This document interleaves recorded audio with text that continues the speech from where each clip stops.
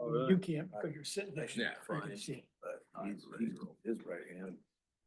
Yeah. Okay, good evening. It is 6 PM, November 16th, 2024. This is the regular assembly meeting of the Petersburg Borough Assembly. Will the clerk please call the roll?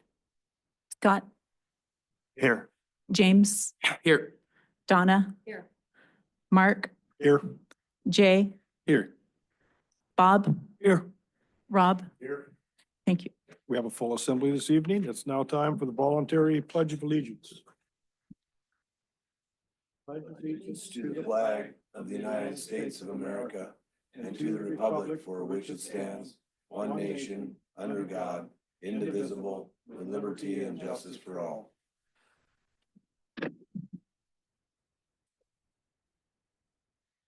Okay, moving on this evening's agenda, it's time for approval of minutes from the December 2nd, 2024 assembly meeting. I'd entertain a motion to approve those minutes. So moved. Second. Motion been made by member Stanton Gregor, seconded by member Marsh. All those in favor say aye. Aye. Opposed? None. Okay, so move forward with that. Next item, 4, amendment and approval of the meeting agenda this evening. I'd entertain a motion to approve the agenda as presented. So move. Second. Motion's been made by member Marsh, seconded by member Valentine. If there's no proposed amendments, all those in favor of moving forward with the agenda as presented, say aye. Aye. Okay, we'll move forward. Item 5, public hearings, nothing there. Nothing under bid awards. That brings us to item 7, which is persons to be heard on items related to today's agenda. I see no one in the audience. Is there anyone zooming in? I don't see, just, There's no on one. council. Okay, thank you. So we'll go to item 8, persons to be heard unrelated to tonight's agenda. I see no one interested in that topic, so we'll go to boards, commission, committee reports, and Southeast Alaska Power Agency update from Assembly Board Member Lynn. And I see Mr. Hagerman's not here, so Member Lynn, the floor is yours. All right, thank you. Yeah, we had a board meeting on December 4th, and I just want to go over a few notes. The board maintained the wholesale power rate for 2025 at 7.3 cents per kilowatt hour. And I think that's, we're doing pretty doggone good, keeping that same rate for quite now as our third year. And hopefully we can keep it the same here in the next future years. The 2025 operation plan approved by the board is similar to 2024 in terms of, now what that is in terms of the drawdowns and the draws on the reservoirs and the passing of power back and forth between the communities, what the plan is all about. The plan is based on forecasted inflows and projected electrical loads for this coming year. The 24-25 budget was approved with anticipated revenues and costs similar to 2024. Included in that budget is the purchase of electrical parts needed in 2026. These parts require long lead times to build. Also anticipated in 2025 are completed plans for the third turbine at Tyee and a new substation in Ketchikan. And both are dearly needed, and I could go into that in some detail, but I'll hold for now. Staff has initiated consultation with stakeholders to discuss the Federal Energy Regulatory Commission license amendments for Tyee Reservoir. That's associated with the third turbine that we're hoping to put in. Initial consultation has proved positive with the hope that we can possibly expedite that whole process if we can get the write-off from the stakeholders. The planning for the relicensing of Swan Lake's FERC license has begun. The agency is hoping, again, the study is completed during the Swan Lake Dam raising project, and the license amendment some 10 years ago will help to cut down on the relicensing information and requests from FERC. Last item I have is the large amount of work accomplished by the small staff this year has really helped put the agency in a position to compete for energy grants to compete for funding for the Tyee third turbine. Initial processes that will hopefully help expedite the FERC licensing amendment at Tyee Lake and relicensing to both Swan and Tyee and keep our wholesale power rates the lowest in Alaska. And with that's all I have, unless you have some questions. Any questions, Member Lynn? Member Marsh? Thank you. Through the mayor, Member Lynn, would you be able to extrapolate on the need that Ketchikan has? Is this a anticipated need for more power, or this is growth for the community? If you'd expound on that, please. Yeah, it's a good question from the standpoint that all three communities are increasing, even though our population in Southeast is going down supposedly. Our power needs from all three communities are going up. And I can't tell you the exact, but it's a little over 3% in each community annually that where our power consumption is going up. It's about the same in all three communities, surprisingly.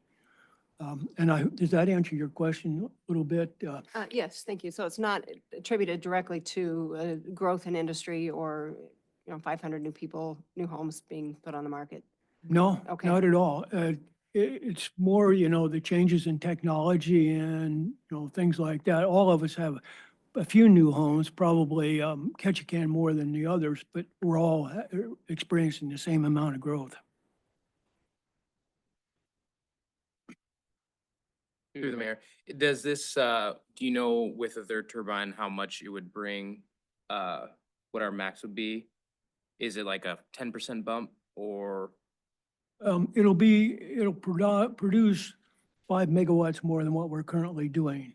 And They're about three that'll communities. be, let me, I gotta calculate that in my head again. That's about a 10% increase over what we can do right now. That power is in the power sales agreement is dedicated to both Wrangell and Petersburg. But we sell to Ketchikan, all the unused power we don't need. And I have to tell you, that's for us as a small community in Wrangell, that's a good thing from the standpoint that, half the population really is in Ketchikan. And so really, in ways, they're helping subsidize. There's no way we as a small community could afford, doing some of this thing. So that really helps subsidize, us quite a bit.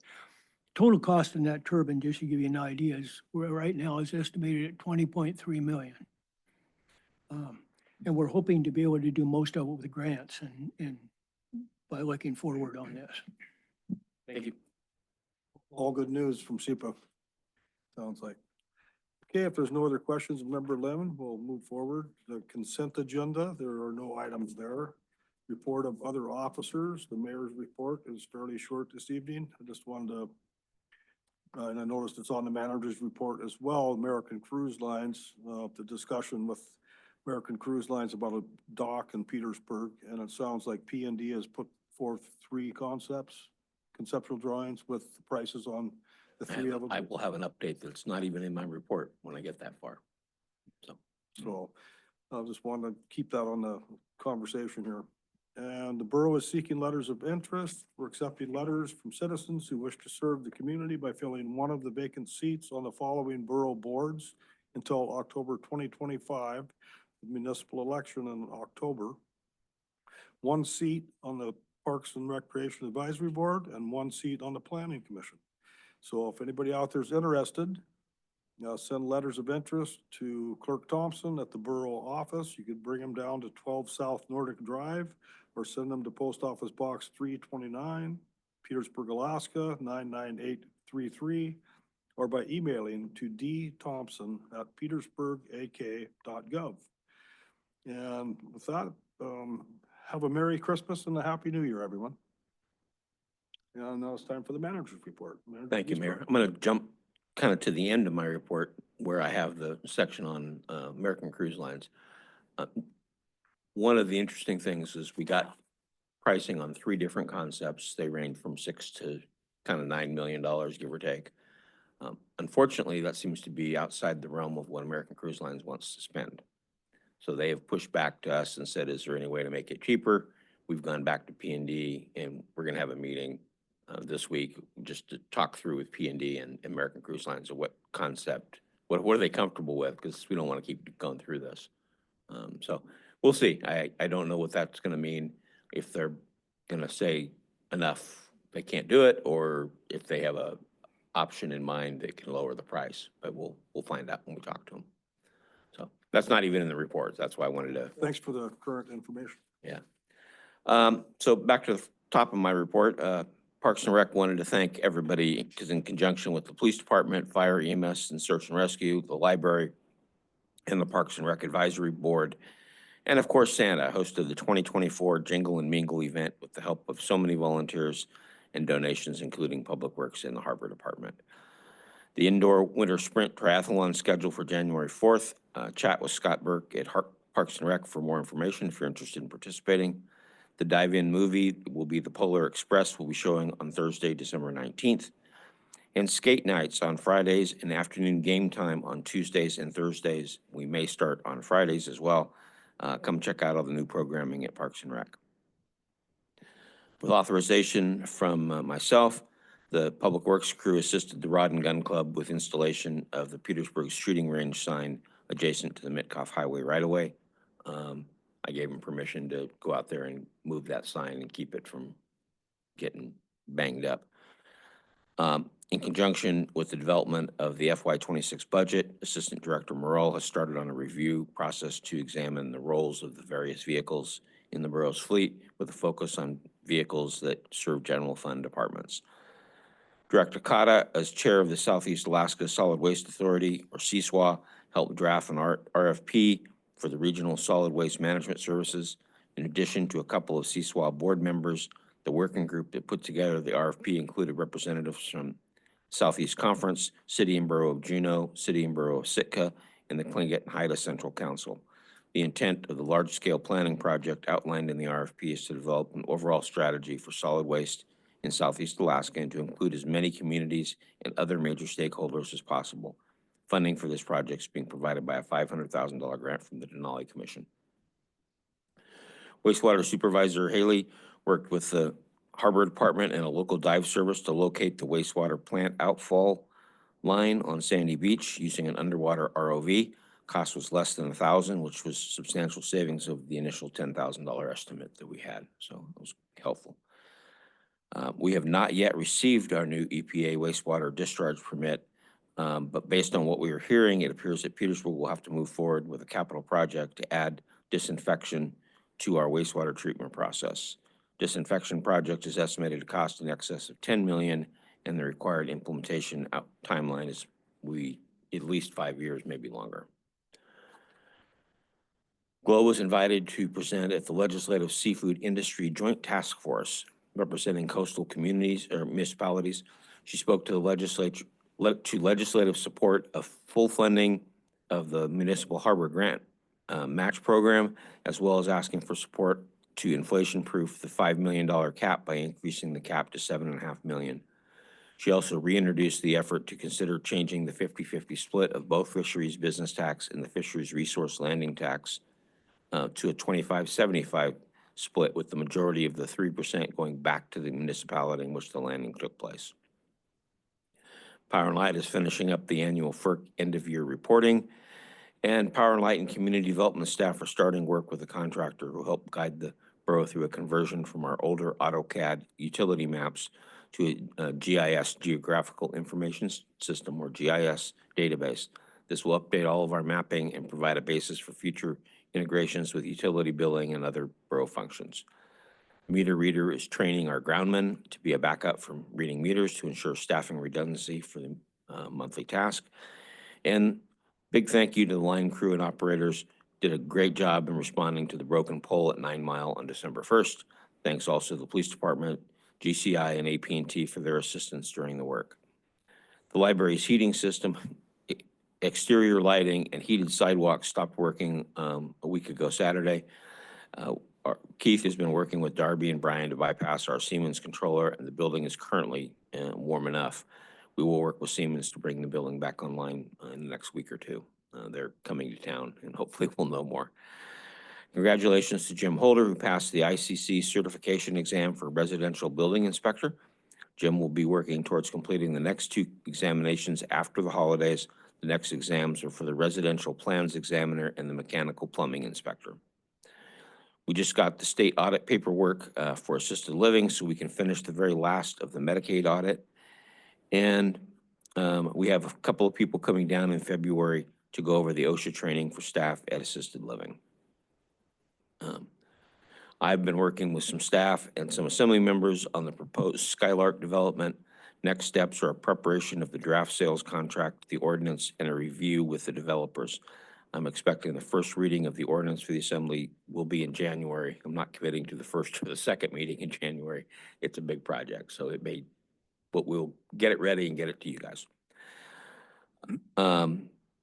We have received, I talked about the American Cruise Lines. I'm working with our federal lobbyist and several department heads on the preparation for the federal priorities list. I'm expecting this to be on the agenda along with the state CAPSIS list for the first meeting in January. And that's it, unless there's questions. Questions of the manager on his report. Member Marsh. I'm asking further information if we might, regarding the review on the borough vehicles from Assistant Director Morol. I'm wondering, through the mayor, if I might ask.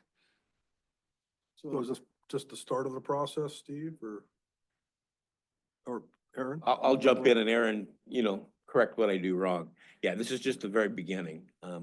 We wanted to go through the whole fleet, particularly the general fund, and double check, we have a vehicle, what's its purpose? Why do we have that particular vehicle? And we wanted to do that. We've done it before, we just haven't done it in a while. And it's an opportunity to just kind of make sure this fleet's the right size and that we don't have a bunch of redundancies sitting out there. Aaron, you add to that? I guess the only thing that I would add is that this is gonna be a ongoing process through the budget development. As far as timeline, we should have a recommendation to the city manager and the borough manager by mid-March to present to the assembly.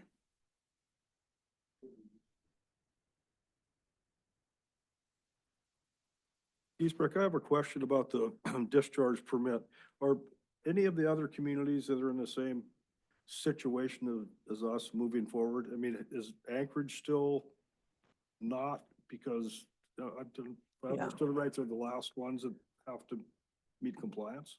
Anchorage has not yet been called upon. 3 communities already have, they're ahead of us in the process. That's what we're basing what our expectations are, is because they've received their permit with all of this in it. So we know we're gonna have to do it if it's like the other permits that have already been issued or tentatively issued. It's on our capital project list, both of CAPSIS as well as the federal priority list. If we have to borrow 10 million, it comes back in front of the assembly and, there's gonna be a whole big conversation about rates and what is possible and what isn't. But it's a lot of communities affected, and Anchorage eventually, and we've been told that's up to a, $1 billion project for Anchorage. So we're not exactly sure where that money's gonna come from for Anchorage or let alone ourselves. Okay, thanks for the update. Any other questions of the manager? Member Newman? So I was reviewing the email regarding the list of requirements regarding the Skylark project. And so you're gonna take those requirements and put them in the contract, or do we have an opportunity to comment on those? Through the mayor. So I'm meeting with our attorney, Liz Cabrera, and Debbie and Chris Cotta and Aaron, if he's available, this week. And we will take my bullet point list and turn it into basically a sales contract and an ordinance. Those items then will be reviewed with the developer themselves. So we'll talk to Amber and Sig and find out, what their thoughts are on it. Anything that they want taken out will go on a separate list, and that comes back to the assembly. Everything that's left in, we'll leave it in the contract. And both of those lists will come back to the assembly for you guys to basically approve or disapprove or audit or change the ordinance. So you'll have 3 opportunities to change it, I guess is my Okay. point. It would be nice to have the opportunity to maybe comment on those requirements before it goes to the attorney. Is that something that can be done? I can send it out to everybody again if you want to make comments on it. I'm running out of time to get it as far as, and I can't remove things from it with just one assembly member is kind of my thing there. So I'll definitely get it out to you. And I'm looking forward to any comments people have, and then basically said that it'll be three readings of an ordinance for the assembly to make adjustments to. So some of those requirements that are in there, I mean, let me just say this. So all the requirements that are in there are what you have come up with yourself?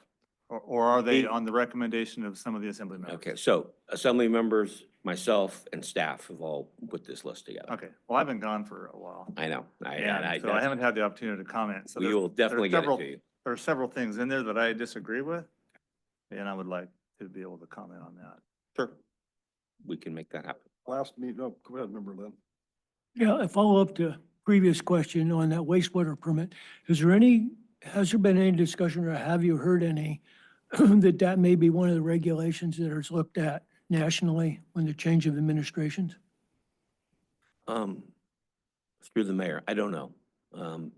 I have a feeling the 5 years will happen. So, I mean, the buildup to this has been going on for a while. I mean, we've been talking about this for a while, expecting it to happen, pushed back quite a bit with EPA and the state.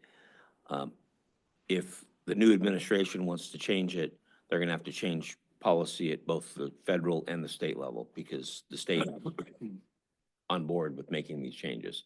So it's possible. It's not gonna happen fast. I can tell you that, because we're asking, if we talked to our federal lobbyist, and he recommended going after the planning money first, which is about $2 million just to do the engineering, and will take several years to do.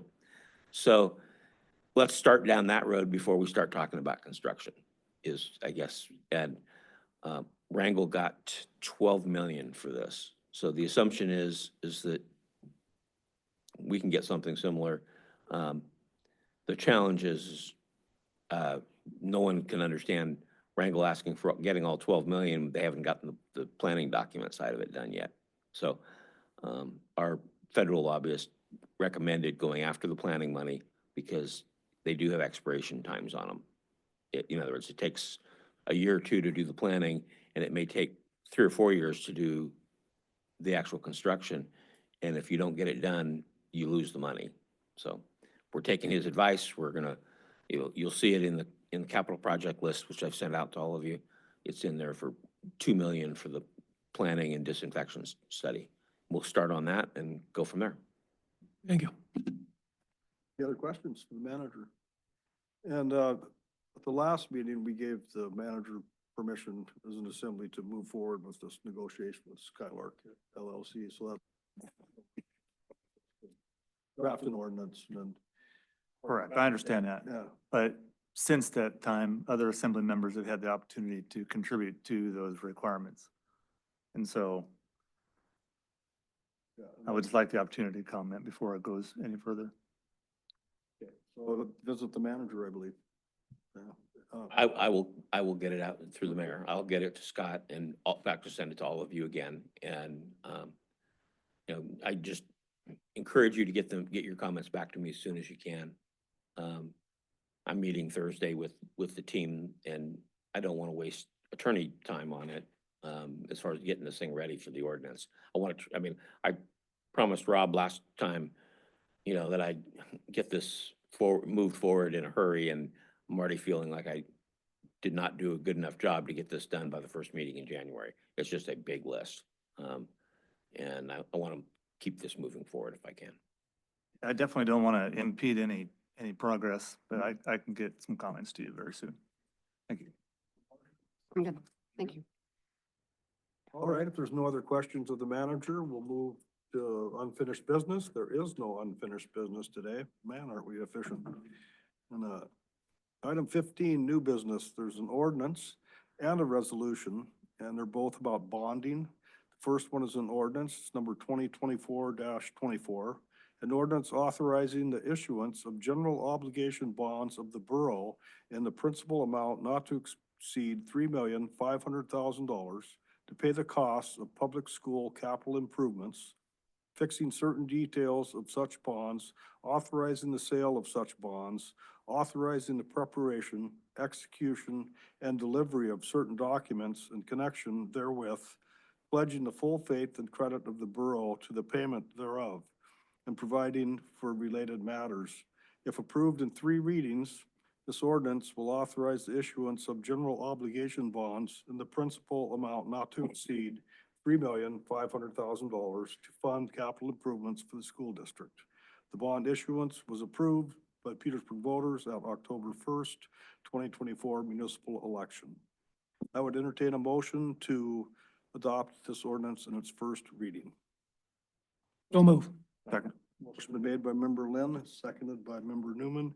And just so the assembly knows, we have Cynthia Cartledge on the Zoom. She's zooming in and she's the bond counsel for this. So as we have discussion on this first reading of this ordinance, if anybody has any questions, we will unmute her. So any discussion? I realize that we've done the general obligation bonds before. I'm wondering if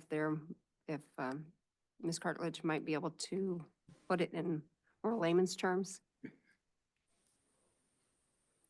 Through the mayor, this is Cindy Cartledge. I'd be happy to. Can you hear me? Yes, you're very clear. Okay, great. So in the bond world, in the municipal bond world, a general obligation bond is your highest form of credit because you're pledging the full faith and credit of the community for repayment of the debt service on those bonds, for repayment of the bonds. So in other words, what you're saying is that any available funds of the community are pledged for payment, and if those funds are insufficient, that you will raise taxes to whatever level is necessary in order to pay debt service on the bonds. That in a nutshell is a GO bond. And then of course you have comparison, a revenue bond, which is secured by funds that are deposited into an enterprise fund.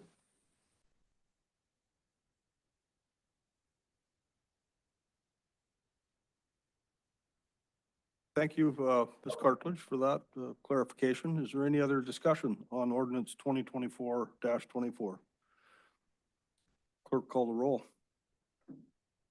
Bob, Yes. Jay, Yes. Mark, Yes. Scott, Yes. Donna, Yes.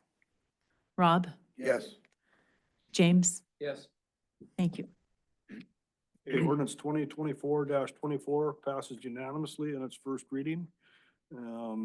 Next item under new business is a resolution, it's 2024-19. A resolution authorizing the borough manager to apply to the state of Alaska Department of Environmental Conservation for a loan from the Alaska Clean Water Fund for the project entitled Pump Station 3 Replacement. If adopted, this resolution will authorize the borough manager to execute a loan agreement with ADEC for the Pump Station number 3 replacement project as approved by Petersburg voters at the October 1st, 2024 election. I would entertain a motion to approve this resolution. So moved. Second. Motion been made by member Gregor, seconded by member Newman. Discussion.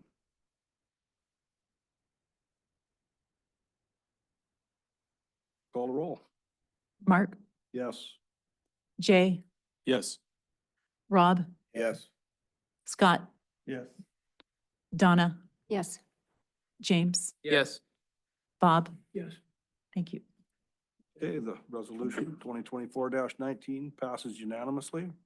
That brings us to communications. We have communications listed on the agenda. So if people are interested in seeing what kind of emails the assembly is receiving, they're there for your viewing. Assembly discussion items. Or any assembly members have any comments this evening? Member Lynn? Thank you. I was at Alaska Municipal League last week, and just a couple comments out of there. I think I can say that statewide, the major issues before the legislature here are going to be, and concerns of the municipalities, are school funding by far and high, the greatest one. There's several parts to that. One of them is the fact that we're reducing population in the state. And the way that the funding goes, if you drop below a certain point, that your actual per student allocation drops. And there's really concern about that formula that we have in the state because of the drops all over in a lot of the smaller municipalities particularly. And then without the additional funding, there is quite a number, I don't have it off my hand, but quite a number of them that are gonna have to look at closing facilities and doing things differently than they did. That by far was the strongest, concern of folks there. The second one that came up is the same one we have, is housing. And there's been a couple different approaches to it, but I didn't see any real, overall solution. Nobody has overall solutions. And there were no solutions that were provided for resolutions by AML to the legislature that I saw at all. And then the last one was childcare. And childcare was a little bit linked with the school funding, but it was brought up from the standpoint that if we're going to have a strong workforce here, we have to be able to provide it.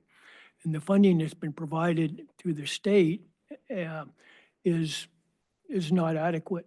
What they talked about is they looked at, there was a child care task force the governor had actually started it 2 years ago and it just finished its work.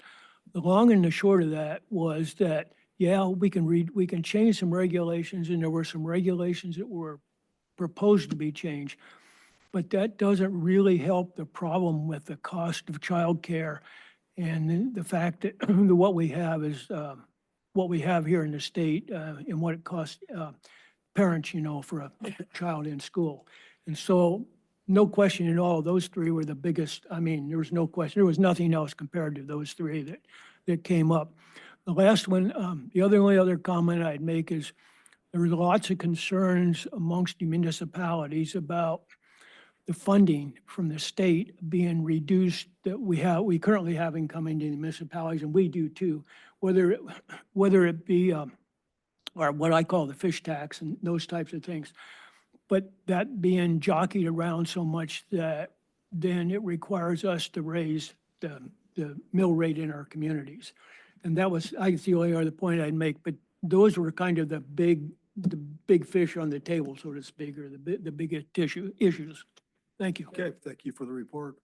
Member Schwartz? Yeah, I'll try to be meticulous with my words. Part of the thing with the public school funding too is there's an awful lot of Alaskans that are choosing either Raven School or IDEA. They're choosing to homeschool their children. Yeah. And I've talked with the superintendent and Erica, the previous superintendent, about this. The other thing, are Alaska charter schools are emerging, and they're the best in the nation. So the public schools facing some real challenges with that. And that's all I have to say about that one. Any other comments this evening from assembly members? Seeing none, are there any recognitions? Member Stan Greger. Thank you, Mr. Mayor. I would like to very publicly thank Rochelle Larson and the Petersburg Indian Association and Chief Kerr and the Petersburg Police Department for teaming up to bring former NBA player Chris Herron to Petersburg last Wednesday to speak with both, or 2 Wednesdays back, whatever, a couple of weeks ago, to speak with all of the middle and high school on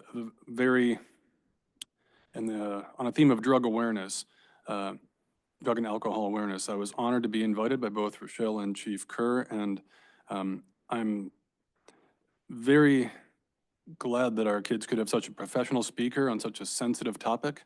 I personally think our children are better for having attended that. I was impressed that the speaker was able to hold a group from 6th grade to 12th grade their entire attention for 90 minutes, and I know that is not easy for those age groups. He was very compelling and powerful, and I'm, again, huge thank you to Rochelle, PIA, and Jim and the Petersburg Police Department, who is a huge asset to our community. Thanks again.